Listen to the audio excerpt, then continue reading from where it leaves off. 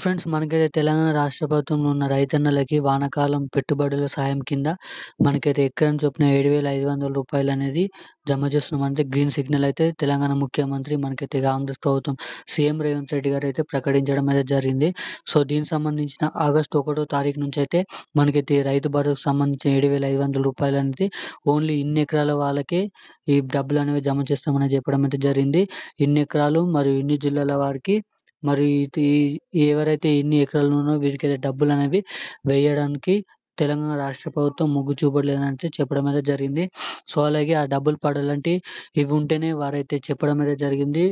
ఖాతాలోకి నేరుగా డబ్బు అనేది పెట్టుబడుల సాయం కింద వానాకాలం కింద ఇస్తున్న రైతు భరోసా సంబంధించిన రూ. 7,500 జమ చేస్తామని అయితే చెప్పడం అయితే జరిగింది. సో, ఆగస్టు 1 తారీఖు నుంచి ఇస్తున్న ఈ రైతు భరోసా ఎంతమందికి జమ కాబోతుందో, మరియు ఎన్ని ఎకరాలకు జమ కాబోతుందో, మరియు నేరుగా మీ ఖాతాలోకి జమ కావాలంటే తొందరగా ఏం చేయాలో మనమైతే ఈ వీడియోలో అయితే తెలుసుకుందాం. సో, అది మాత్రం కాకుండా మనకైతే తెలంగాణ రాష్ట్ర వ్యాప్తంగా దీనికి సంబంధించిన బడ్జెట్ కేటాయింపులు అటు ఇటు మార్పులు ఉన్నాయా లేదా? ఈ డబ్బులనేవి మనకైతే ఎప్పటి నుంచి జమ చేస్తున్నారో, ఎన్ని జిల్లాల వారికి ముందు జమ చేస్తారో పూర్తి అప్డేట్ వివరాలనైతే మనమైతే చూద్దాం. మన ఛానల్‌ని ఎవరైనా మొదటిసారిగా చూస్తున్నవారుంటే ఖచ్చితంగా సబ్స్క్రైబ్ చేసుకొని పక్కనున్న బెల్ ఐకాన్ ఆన్‌లో పెట్టుకోండి. సో, ఇటువంటి లేటెస్ట్ అప్డేట్స్ అనేది అందరికంటే ముందుగానైతే తెలుసుకోవడానికైతే ఛాన్స్ ఉంటుంది.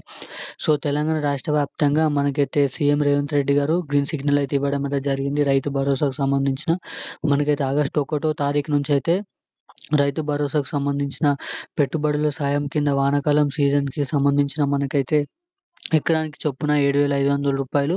సో, ఒకటో ఎకరం నుంచి మనకైతే 10 ఎకరాల వరకు ఇంతకుముందైతే 8 ఎకరాల వరకి రైతు భరోసా, రైతు బంధు కింద డబ్బులు ఇస్తుండే.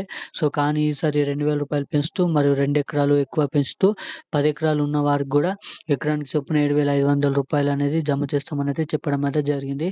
సో, ఎవరైతే ఇంకా 10 ఎకరాల కంటే మీద ఉన్నారో సో, వారికి రైతు భరోసా అనేది జమ కావాలనేది చెప్పడం అయితే జరిగింది. సో, అలాగే ఇంకెవరైనా బ్యాంక్ ఖాతాలు ఇంకా అప్డేట్ చేపించుకోకపోతే ఎన్ఐపీఎస్ లింక్ అనేది చేయించుకోండి ఖచ్చితంగా.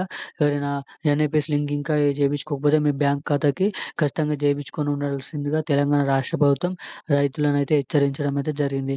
సో, దీనికి సంబంధించిన అప్డేట్ అయితే ఇది. అలాగే రైతు భరోసాకు సంబంధించిన ఎటువంటి అప్డేట్స్ ఉన్నా మన ఛానల్ అయితే అప్డేట్ ఇస్తాను. ఖచ్చితంగా మన ఛానల్ అయితే సబ్స్క్రైబ్ చేసుకోండి. ఇంకేమైనా సందేహాలు ఉంటే కిందనైతే కామెంట్ చేయండి. సో, ఇప్పుడున్న అప్డేట్ అయితే ఇది. మరిన్ని అప్డేట్స్ కోసం మన ఛానల్ అయితే సబ్స్క్రైబ్ చేసుకోండి. Thank you guys.